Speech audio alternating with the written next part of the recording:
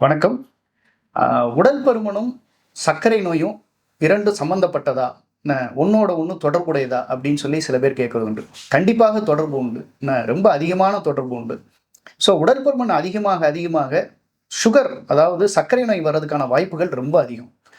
அப்படி சர்க்கரை நோய் வந்தது அப்படின்னு சொன்னா, அந்த நோயாளிகளுக்கு மாத்திரைகள் பின்னாடி நம்ம போறத விட, உடல் பருமன குறைக்கிறதுனால முற்றிலும் அந்த நோயாளி சர்க்கரை நோயிலிருந்து நீங்கி வாழ்றதுக்கான வாய்ப்பு நெறைய இருக்கிறது. ஆகையால உடல் பருமன் நோயாளிகளுக்கு சர்க்கரை இருந்தா, சுகர் டாக்டர மட்டும் பார்க்காம, உடல் பருமன குறைக்கிறதுக்கான முயற்சியில நீங்க இறங்குனீங்கன்னா, நிரந்தர தீர்வ நோக்கி நீங்க பயணப்பட முடியும். இல்லன்னா, நீங்க வாழ்க்கை முழுக்க ஒரு சுகர் நோயாளியாகவே வாழ வேண்டிய கட்டாயத்துக்கு நீங்க உட்படுத்தப்படுவீங்க. ஆகையால உடல் பருமன குறைக்க வேண்டியது சர்க்கரை நோயாளிகளுக்கு மிகவும் அவசியம்.